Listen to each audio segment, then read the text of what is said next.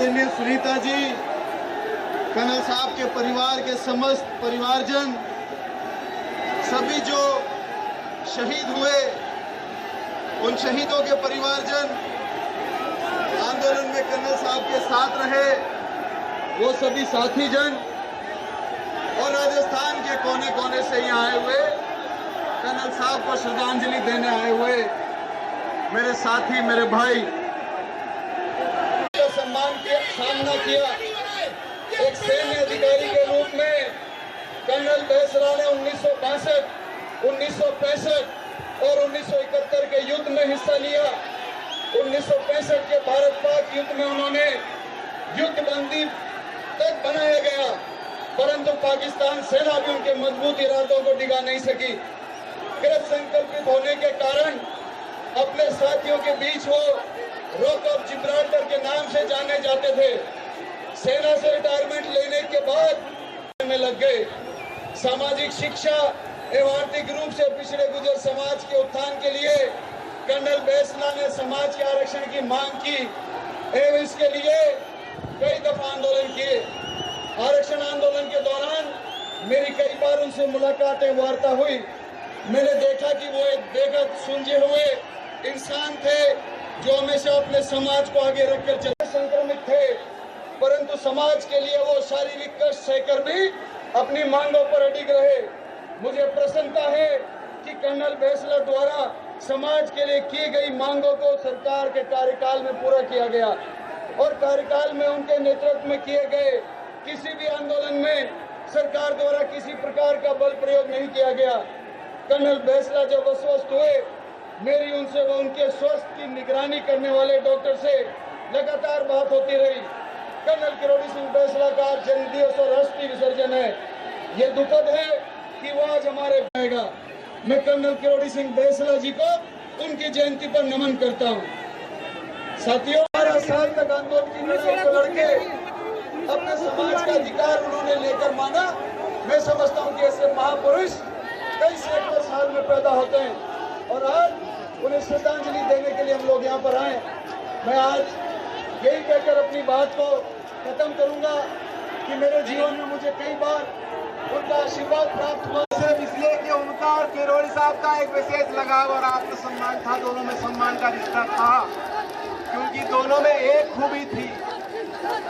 अगर आप नवोदय अजीत सिंह जी की कोई तस्वीर गूगल करेंगे, मन छोटा हो बड़ा हो, उनके चेहरे पे आपको मुस्कुराहट दिखाई देगी। और अगर आप कर्नल किरोड़ी बेसला की कोई तस्वीर देखेंगे, चाहे कितने तलाब में क्यों ना बैठे हो, चाहे अपने आंदोलन की, अपने समाज की फिक्र लेके क्यों ना बैठे हो, चाहे ये चिंता उनको सता ना रही हो अंदर ही अंदर कि क्या होगा, लेकिन कभी उस चिंता को उन्होंने अपने चेहरे पे नहीं आने दिया।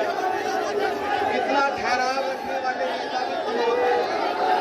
उनके उस ठहराव को, उनके उस चरित्र को, उनके उस चरित्र को सलाम करता हूँ। मेरा और आपका खून में एक है। आप यहाँ आए हो जोश में, आप यहाँ आए हो प्यार में, लेकिन जब आप वापस जाओ तो जाति तक। सब लोगों से निवेदन है, हमारी बहनें, सारा परिवार, आपके शहीद का परिवार यहाँ पर बैठे हुए हैं। मैं अपने नौजवान साथियों को, सबको अपील करूंगा, बड़े बुजुर्गों को, सरदारी को, और एक हमारा नौजवान साथी गोपाल, उसके सब साथियों को, कि आप लोग शांति से भाईचारा बनाकर रखें और पूरा प्रोग्राम हो जाने दें। और देखिए नौजवान साथियों, एक एक लड़का महत्वपूर्ण है। आपके बीच का जो भी व्यक्ति यहाँ पर है, आज समाज के लिए आया है। और जब आप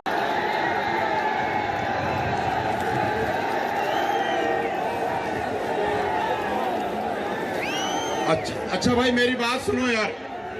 प्रिंट चाहिए। 1 मिनट चुप हो जाओगे तो बात करेंगे, चुप नहीं होगे तो आगे नहीं बढ़ेंगे, और अगर आगे नहीं बढ़ेंगे तो कर्नल साहब की अस्थियों का विसर्जन नहीं होगा। आप ये चाहते हो क्या? नहीं चाहते ना? आप कर्नल साहब का सम्मान करते हो कि? कर्नल साहब की अस्थियों का हमें विसर्जन करना है 4 बजे, और अगर हम कर्नल साहब का अस्थियों का विसर्जन नहीं करेंगे तो ये पाप तुम्हारे माथे मड़ेगा। देवनारायण के नाम लेने वालों, कम से कम अपने संस्कार को तो सोचो। संस्कार कहां गए तुम्हारे? भाई साहब, बोलो देव नारायण भगवान की।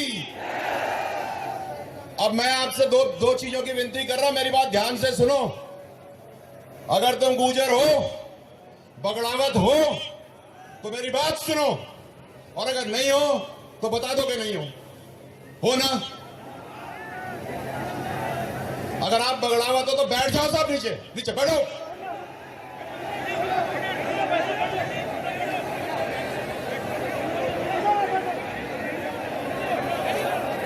आप सभी लोग एक बार बैठे। और जो युवा बैठे तुम भी बैठो, या कह दो कि तुम गुर्जर नहीं हो, कोई दिक्कत नहीं है। बहुत बड़ी बात कह दी है वैसे समझने वाले व्यक्ति के लिए।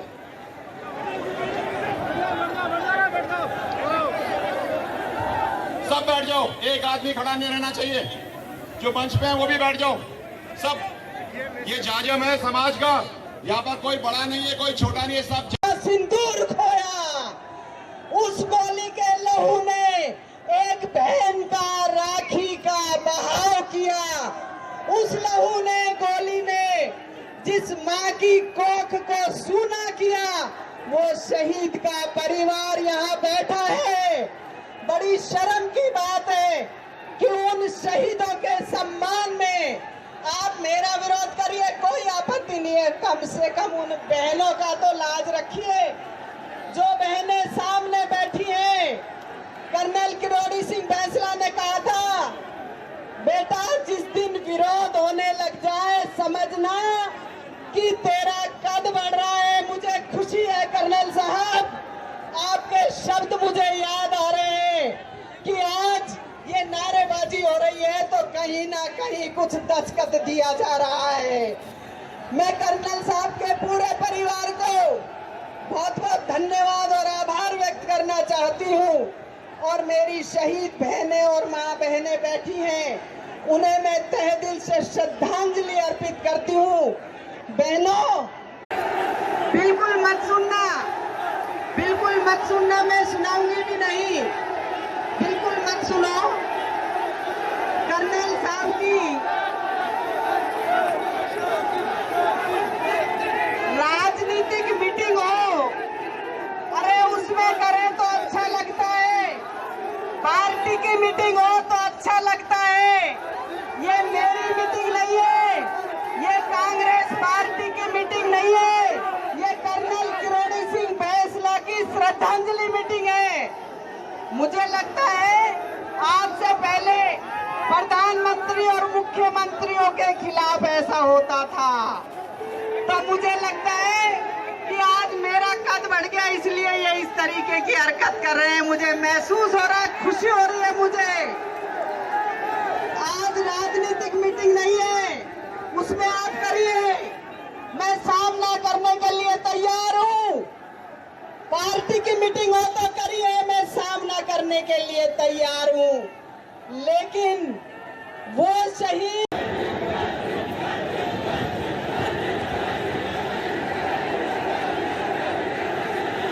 ये जोश स्वर्गीय कर्नल साहब के सपनों को साकार करने वाला, वो परिवर्तन का दौर देखने वाला, आप राजस्थान विधानसभा में अप्रियता प्रतिपक्ष राठौड़ साहब, भारतीय जनता पार्टी के प्रदेश अध्यक्ष।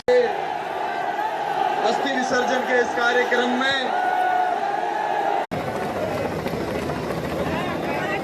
आप लोग मन के भीतर जो सोचे हुए हैं उसकी आवाज दिल्ली तक जानी चाहिए भाई। बोलिए भारत माता की, भारत माता की। कर्नल किरोड़ी सिंह बैंसला अमर रहे, अमर रहे, अमर रहे। कर्नल बैंसला जी अमर रहे, अमर रहे, अमर रहे। कर्नल बैंसला जी अमर रहे, अमर रहे। जिंदाबाद, जिंदाबाद, जिंदाबाद। युवा जवानी जिंदाबाद, जिंदाबाद, जिंदाबाद। वीर सपूतो जिंदाबाद, जिंदाबाद, जिंदाबाद। राजस्थान जिंदाबाद, जिंदाबाद, जिंदाबाद। हिंदुस्तान जिंदाबाद, जिंदाबाद, जिंदाबाद। सम्मानित मंच, लोकसभा के अध्यक्ष जी अब श्रद्धासुमन प्रकट करने आए हैं। भाइयों, मैंने इतिहास को देखा, इतिहास के पन्नों पर लौह पुरुष सरदार पटेल को देखा, पन्ना धाय के इतिहास को देखा, पर एक इतिहास को मैंने देखा, कर्नल फैसला ने अपने जीवन में जो इतिहास बनाया, संघर्ष का इतिहास बनाया, बेमिसाल इतिहास बनाया। और इसलिए ओम जी बिरला अपनी बात कहे, मेरे साथ एक नारा लगाए, कर्नल तेरी नेक कमाई दूरे सोती कौम जलाई, कर्नल तेरी नेक कमाई दूरे सोती कौम जलाई, फैसला अमर रहे, अमर रहे, फैसला अमर रहे। साधु माता की जय। आज इस तीर्थराज पुष्कर की धरती हम समाज और देश के ऐसे योद्धा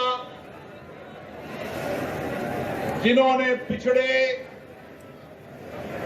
के रूप में सीमा पर रक्षा की और उसके बाद समाज के पिछड़े लोगों के लिए न्याय की लड़ाई लड़ी। साथियों, कर्नल करोड़ीलाल भीष्मलाल जी ने एक किसान, मजदूर और समाज के ऐसे सारथी रहे जिन्होंने केवल आरक्षण की लड़ाई नहीं लड़ी, उन्होंने समाज में सामाजिक परिवर्तन की लड़ाई लड़ी। समाज के गरीब व्यक्ति को शिक्षा मिले, दीक्षा मिले, महिला शिक्षा मिले और उसके साथ साथ कर्नल करोड़ीलाल भैंसला ने समाज की ताकत को देश को बताने का काम किया। और आज भी मेरे सामने जो नौजवान बैठे हैं, राजाओं के राज में भी ये गुर्जर समाज का योद्धा लड़ाई लड़ता था और आज भी सीमा में खड़ा होकर देश की रक्षा का काम करता है और खेत में खड़ा होकर किसान का उत्पादन कर अन्नदाता के रूप में काम करता है।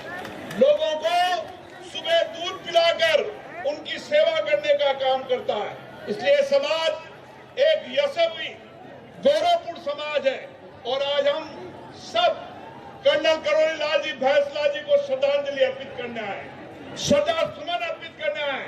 उनके विचारों, उनके कार्यों को यहाँ से ऊर्जा से लेकर जाएंगे, उनकी प्रेरणा को लेकर समाज में सामाजिक परिवर्तन करने का काम करेंगे। पुनः मैं कर्नल करोड़ी सिंह जी भैंसला जी को श्रद्धा सुमन करता हूँ। हमारे बीच में